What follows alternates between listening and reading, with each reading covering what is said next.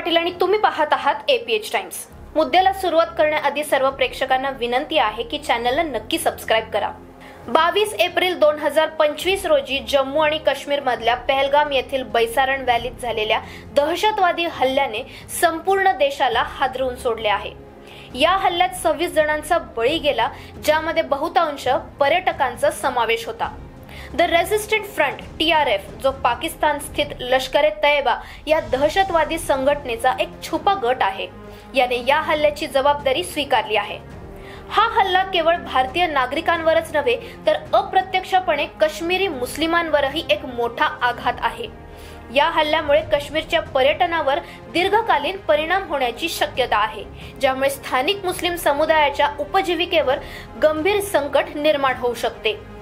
काश्मीर हे केवळ निसर्ग सौंदर्यासाठीच नव्हे तर स्थानिक अर्थव्यवस्थेसाठीही महत्त्वाचे आहे। 2025 मध्ये काश्मीरला 2.5 कोटीहून अधिक पर्यटकांनी भेट दिली होती, ज्यामुळे स्थानिक हॉटेल्स, रेस्टॉरंट, स्थानिक विक्रेते आणि गाईड्स यांना मोठा आर्थिक आधार मिळाला होता। काश्मीरी मुस्लिम समुदायातील अनेक कुटुंबे त्यांच्या उपजीविकेसाठी पर्यटनावर अवलंबून आहेत। पहलगाम सारख्या ठिकाणी जिथे पर्यटक मोठ्या संख्येने येतात, स्थानिक लोकांचे जीवन पर्यटनाशी निगडित आहे। परंतु या हल्ल्यामुळे पर्यटन उद्योगाला मोठा धक्का बसला आहे। लोकल सर्कल्सच्या सर्वेक्षणानुसार 62% कुटुंबांनी मे ते डिसेंबर 2025 दरम्यान काश्मीरला जाण्याच्या त्यांच्या योजना रद्द केल्या आहेत। याचा थेट परिणाम स्थानिक अर्थव्यवस्थेवर होणार आहे। हा दहशतवादी हल्ला केवळ पर्यटकांवरच नव्हे तर काश्मीरी मुस्लिम समुदायाच्या आर्थिक आणि सामाजिक स्थिरतेवरही आघात आहे। पर्यटन हा काश्मीरमधील शांतता आणि समृद्धीचा आधार आहे। जेव्हा पर्यटक काश्मीरला येणे बंद करतील तेव्हा स्थानिक लोकांचे उत्पन्न कमी होईल, बेरोजगारी वाढेल आणि सामाजिक अस्थिरता निर्माण होईल। यामुळे काश्मीरी मुस्लिमांचे जीवन आणखीन कठीण होण्याची शक्यता आहे। या हल्ल्यामुळे असे दिसते की पाकिस्तान प्रायोजित दहशतवादाने काश्मीरी मुस्लिमांचे भविष्य धोक्यात आणले आहे। पाकिस्तानने काश्मीरमधील अशांतता वाढवण्यासाठी दहशतवादी गटांना पाठिंबा दिल्याचा इतिहास आहे।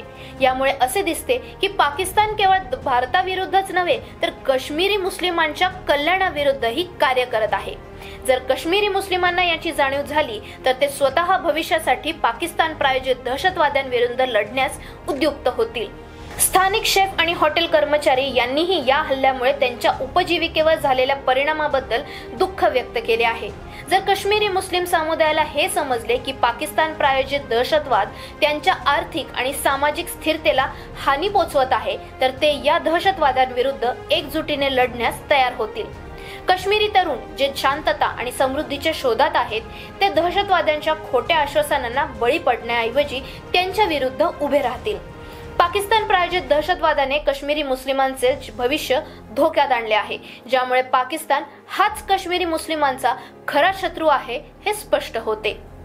अशाच अपडेटसाठी पाहत रहा एपीएच टाइम्स। व्हिडिओला लाईक करा, शेअर करा, सबस्क्राइब करा आणि बेल आयकॉन प्रेस करायला विसरू नका। धन्यवाद।